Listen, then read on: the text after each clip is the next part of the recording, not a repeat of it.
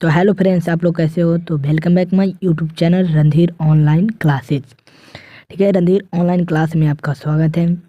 दोस्तों, इस वीडियो में मैं आप लोगों को सीरीज जो कि आज फर्स्ट डे है 6 जनवरी से स्टार्ट कर रहा हूँ, जो कि मैं एक शॉर्ट वीडियो में साइंस फिजिक्स का भी डाला हुआ था सवेरे। ठीक है, और इसमें मैं मैथ आप लोगों को बताने वाला हूँ कि एक चैप्टर जो फर्स्ट वास्तविक संख्या है उस चैप्टर में से कितने VVI क्वेश्चन आ सकते हैं, और उसके बारे में फुल डिटेल मैं देने वाला हूँ। मात्र 12 क्वेश्चन है जो आप लोग के एग्जाम में आ सकते हैं, और वो 12 क्वेश्चन आपको बनाना कैसे इस वीडियो में मैं बताने वाला हूँ। ठीक है, तो वीडियो के एंड तक जरूर बने रहिएगा और चैनल को सब्सक्राइब लाइक जरूर ठोक के कीजिएगा ताकि ऐसा कंटेंट आप लोग को मिलता रहे। तो चलिए सीरीज की ओर बढ़ते हैं। इस सीरीज का नाम मैंने रख दिया है बिहार बोर्ड मैट्रिक परीक्षा 2025। ठीक है, डे 1 6 जनवरी क्लास 10th टॉपर सीरीज।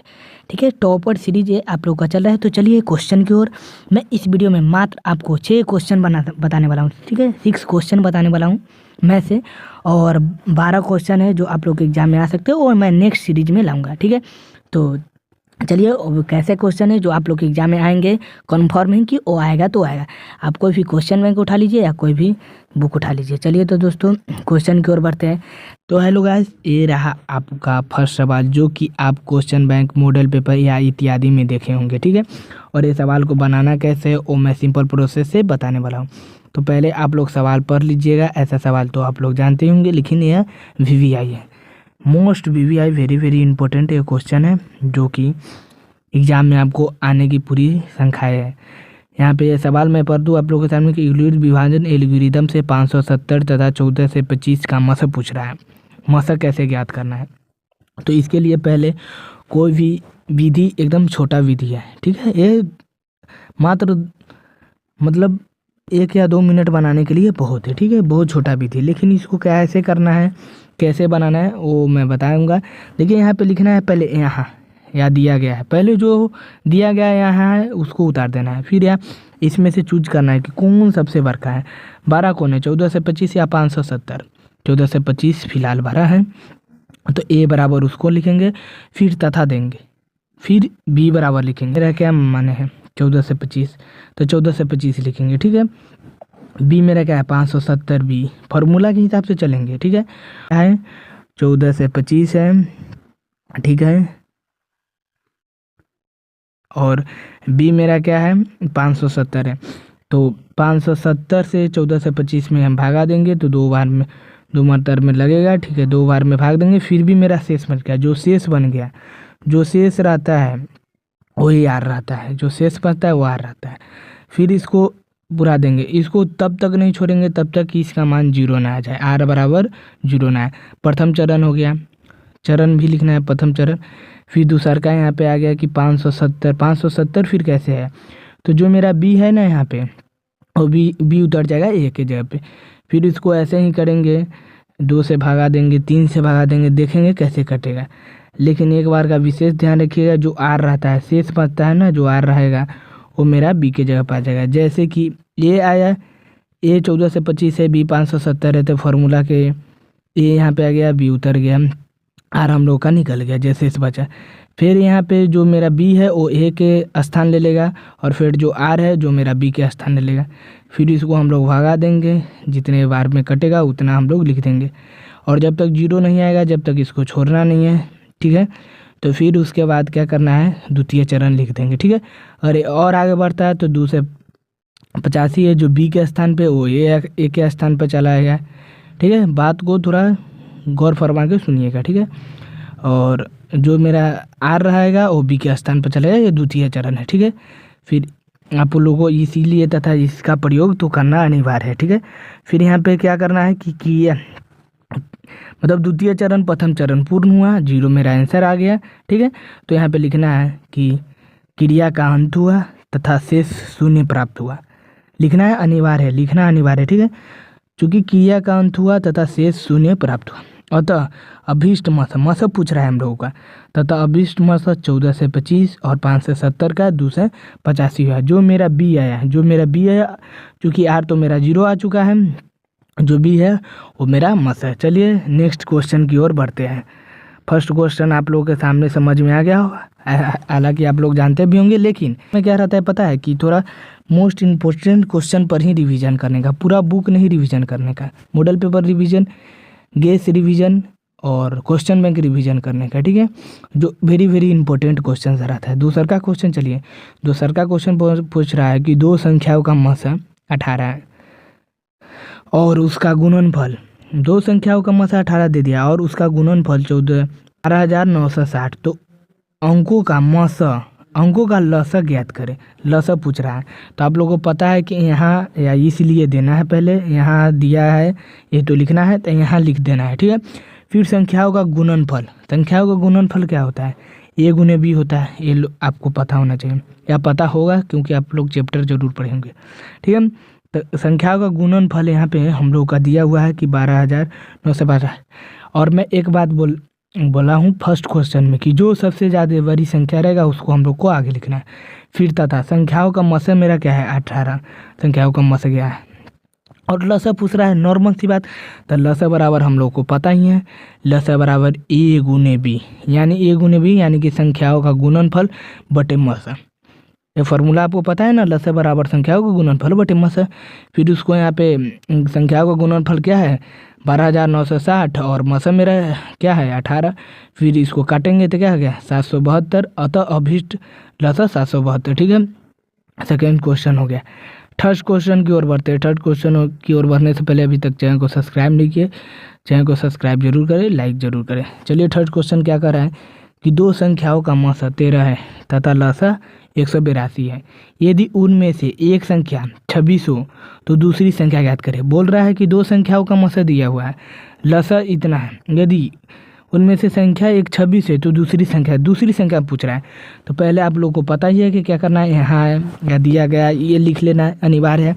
फिर दो संख्याओं का मसा यानी कि ए कॉमा बी 13, दो संख्याओं का बात हो रहा है दोस्तों, तो ए कॉमा बी हो गया, 13 मेरा निकल गया। फिर लसा पूछ रहा है ए कॉमा बी, गड़बड़ हो गया, 182 यहाँ पे होना चाहिए, 182। यदि उनमें से एक संख्या 26 है तो पहली संख्या हमको दिया, एक संख्या, दो संख्या की बात हो रही, एक संख्या यानी कि ए, पहली संख्या ए है, तो दूसरी संख्या क्या है, तो दूसरी संख्या हमको ज्ञात करना है। तो पता है कि आपको इस सवाल को कैसे बनाना है, इसलिए इसका प्रयोग करना आपको अनिवार्य है। सूत्र से पता है कि सूत्र से लिखना अनिवार्य है दोस्तों, ये लिखिएगा तभी ना, सवाल तो 2 या 3 मिनट में बन जाता है, 2 से 3 मिनट बहुत ज़्यादा है, ठीक है। फिर यहाँ पे सूत्र से लिखना है और सूत्र से लिखने के बाद संख्याओं का गुणनफल बराबर क्या होता है मसा गुने लसा। फार्मूला आप लोग नहीं लिखे तो फार्मूला जरूर लिख लीजिएगा, अगर फार्मूला के बारे में नहीं पता है तो कमेंट कीजिए और मैं उस पर भी एक वीडियो लाऊंगा, शॉर्ट वीडियो, ठीक है। संख्याओं का गुणनफल बराबर क्या होता है मसा गुने लसा। संख्याओं का गुणनफल यानी कि पहली संख्या गुने दूसरी संख्या रहता है, तो ए गुने बी हो गया, और मसा गुने लसा, मसा मेरा दिया है और लसा भी मेरा दिया है, ठीक है। तो और पहली संख्या मेरा 26 दिया हुआ है, तो हमको दूसरी संख्या निकालना है, तो जिसका जो मान है वो हम लोग यहाँ पे लिख दिए, ठीक है। मसा का मान 13 था और लसा का मान 182 था, ठीक है। और मेरा बी का मान, तो बी बराबर क्या हो गया, जब 26 है तो इधर आएगा तो भट्टा में जाएगा, भट्टा से कटा जाएगा, ठीक है। जैसे कि यहाँ पे कटा गया और 13 दूना 26 और 2 से 91 में कटा गया, तो इसका आंसर क्या हो गया 91। यहाँ पे आंसर या उत्तर लिख दीजिएगा, ठीक है दोस्तों। चलिए नेक्स्ट क्वेश्चन की ओर बढ़ते हैं। यहाँ पे चौथा क्वेश्चन क्या बोल रहा है, 4 नंबर क्वेश्चन की अभाज्य गुणनखंड विधि से 15, 12 तथा 21 का मसा तथा लसा ज्ञात करें। अभाज्य गुणनखंड विधि से बोल रहा है दोस्तों, हमेशा क्वेश्चन थोड़ा बढ़ के बनाइए, अभाज्य गुणनखंड विधि से।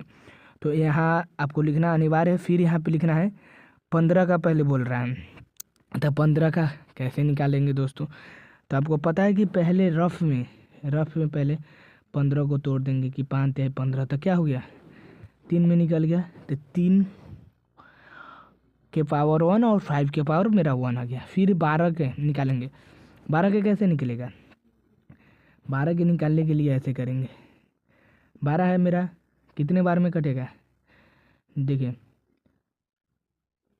6 2 हुआ, फिर 3 2 हुआ, 12 हो गया। तो इसको लिख लेंगे ऐसे भी करेंगे जो, तो क्या हो गया इसका 3 × 2 इसका हो गया 3 × 6 6 × 12। तो फिर इसमें देखिए, हालांकि आपको करना क्या है कि आपको पावर में चढ़ा देना है, जितना होगा वो तो पावर में आपको चढ़ाने आता ही होगा। थ्री का कोई दूसरा संख्या नहीं है, इसीलिए 3 का पावर है। लेकिन 2 2 बार है हुआ, तो 2 का पावर हो गया, 2 का पावर 4 हो जाएगा, या 2 का 2 रहेगा। ठीक है, ऐसे करेंगे तो हम लोग को आसान होगा। तथा 21 का हम लोग निकालेंगे, तोड़ देंगे। अतः अभीष्ट मौसा, मौसा क्या निकल गया मेरा, देखिए अभीष्ट मौसा, देखिए मौसा तथा लसा ज्ञात करने के लिए करा। तो 15 12 21 मौसा हो गया। तो 15 12 21 का मौसा कैसे निकालेंगे कि देखेंगे कौन संख्या है जो तीनों में मिल रहा है, कौन संख्या है जो तीनों में मिल रहा है। 3 15 में भी मिल रहा है, 12 में भी मिल रहा है, और 21 में भी मिल रहा है, इसीलिए मौसा हो गया 3।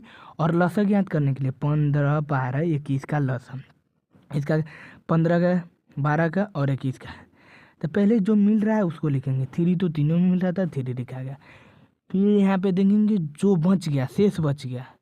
देखो मौसम मतलब एक ट्रिक मैं बताता हूँ। मौसम अगर लौसम मौसम में अगर आप कंफ्यूज हो जाते हो तो उसका एक ट्रिक है जो मैं थोड़ा कुछ सेकंड के बाद बताने वाला हूँ। ठीक है, और लौसम 3 हो गया, जो पहले है उसको लिख देंगे। फिर जो बचा हुआ है शेष, शेष क्या बचा हुआ है तुम्हारा, 2 बचा हुआ है, 2 का पावर हो गया। 7 बचा हुआ है, 7 हो गया। 5 बचा है, 5 हो गया। फिर क्या 3 × 2 के पावर 4 हो गया, ×7 × 5 बराबर 420। ठीक है, तो कुछ ट्रिक के बारे में मैं बता रहा था। ठीक है, वो ट्रिक क्या है, एक हमेशा ध्यान में लसा कहेगा, अगर कंफ्यूज है कि लसा किसे कहते हैं और मसा किसे कहते हैं, तो हमेशा दे लसा। मौसम, मौसम मतलब मसर के, मसर के मतलब पूरा मसरते हैं किसी को, अपने हाथों में मसल देते हैं तो छोटा हो जाता है। तो हमेशा देंगे कि छोटा होता है, मतलब मौसम मसर देंगे तो छोटा हो जाएगा। लौसम मतलब लसर के, लसर लसर लसर नहीं करता है तो लमरता है, लसर लसर। लासा हो गया, कुछ भी चीज़ हो गया तो लसरता है, तो लसर लसरेगा, बड़ा होगा।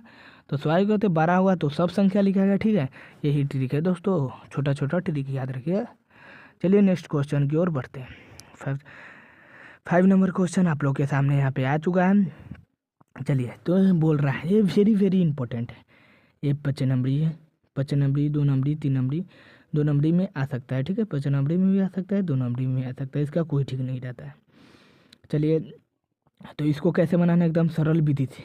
इसमें तो आप फंस जाइएगा, बहुत सा वीडियो मैंने देखा कि हाँ बहुत हार्ड हार्ड बताया, लेकिन मेरे में कोई दिक्कत नहीं है, कोई भी हार्ड नहीं चलता है, सब सोलो सोलो चलता है, सिर्फ लैंग्वेज का खेल रहता है दोस्त। चलिए, फर्स्ट को 5 नंबर क्या कर रहा है कि सिद्ध करे कि √7 एक अपरिमेय संख्या है। देखो पता है, लेकिन इसको सिद्ध करना है कि अपरिमेय संख्या ही है कैसे। तो इतना भाषा आपको याद रख लेना है, रट लेना है, किसी पेज पर रख के रट के रख लीजिए, लिख लीजिए, स्क्रीनशॉट मार लीजिए कि आपको एग्जाम में ये लिखना है। ठीक है, कैसे लिखना है, यदि संभव हो तो माना कि √7 एक परिमेय संख्या, अपरिमेय संख्या सिद्ध करने के लिए कहा, लेकिन हम लोग पहले मानेंगे कि एक परिमेय संख्या, पर भाई परिमेय संख्या मानेंगे तभी तो अपरिमेय संख्या सिद्ध करने के लिए। तो क्या करें, यदि संभव हो तो माना कि √7 एक परिमेय संख्या है। और परिमेय संख्या किसे कहते हैं, जिसे P/Q के रूप में लिखा जाए, आप लोग को पता है। तो परिमेय संख्या P/Q है, जहाँ P और Q कोई पूर्णांक संख्या हो तथा Q = नॉट जीरो हो। ये तो आप लोगों 9th में 8th में पढ़े होंगे। एवं P तथा Q में एक के अतिरिक्त कोई उभयनिष्ठ गुणनखंड नहीं हो। रट लेना है कि यदि संभव हो तो माना कि √7 एक परिमेय संख्या P/Q है, जहाँ P और Q कोई पूर्णांक संख्या नहीं हो, असफल संख्या हो, तथा Q = नॉट जीरो हो, एवं P तथा Q में एक अतिरिक्त कोई उभयनिष्ठ गुणनखंड नहीं हो। और इसको बनाना कैसे है, तो चलिए आपको क्या करना है, इसीलिए √7 बराबर P/Q, फिर रूट का बात आ गया अपरिमेय संख्या। तो ये ध्यान दीजिए, दोनों तरफ वर्ग करने पर क्या करना है, दोनों तरफ बन, √7 पर भी स्क्वायर चढ़ाना है, P/Q पर भी है। √7 पे स्क्वायर चढ़ेंगे तो स्क्वायर से रूट कटे जाए, 7 बचेगा। पी का स्क्वायर क्यू का स्क्वायर हो जाएगा मेरा, ठीक है। और मेरा क्यू की हम लोग पलटेंगे, क्यू 7 क्यू इधर आ गया, एक क्यू हम लोग लिखेंगे और एक क्यू इधर ही रहेंगे 7, क्योंकि हमको क्या करना है दोस्तों कि अपरिमेय संख्या बराबर परिमेय संख्या, तो हम लोग 7 को परिमेय संख्या मान लिए है, तो 7 को हमको अपरिमेय सिद्ध करने के लिए हमको तो कुछ तो करना पड़ेगा। देखिए क्यों इधर आ जाएगा तो ये अपने आप अपरिमेय संख्या हो जाएगा, अपरिमेय संख्या बराबर परिमेय संख्या, पी बटे क्यू परिमेय संख्या है, आप लोग को पता ही है। तो इसको अपरिमेय कैसे करेंगे, तो क्यू एक इधर ले आए तो ये अपरिमेय हो गया, ठीक है। पी स्क्वायर बटे क्यू समीकरण नंबर 1। तो क्यू स्क्वायर मतलब यहाँ पे देखिए क्या हुआ क्यू का खेल कि क्यू स्क्वायर बराबर डबल क्यू है, तभी तो क्यू स्क्वायर हो गया, ठीक है। अब समीकरण 1 में ऐसे लिखना है आप लोगों को, ऐसे समीकरण 1 में LHS एक पूर्णांक संख्या, अपरिमेय परिमेय में ऐसे करना है कि LHS एक पूर्णांक संख्या है, ये पूर्णांक संख्या हो गया, अर्थात RHS एक भिन्न संख्या है। कैसे हुआ दोस्तों, कैसे हुआ बताइए। देखिए यहाँ पे LHS एक पूर्णांक संख्या हो गया और RHS एक भिन्न संख्या, भिन्न संख्या किसे जो बटा में रहेगा उसे तो भिन्न कहा जाता है, तो भिन्न संख्या हो गया। चलिए आगे की ओर बढ़ते हैं। इसीलिए LHS बराबर RHS जो संभव नहीं है, संभव है नहीं ना, ये एक पूर्णांक संख्या है, ये एक भिन्न संख्या है।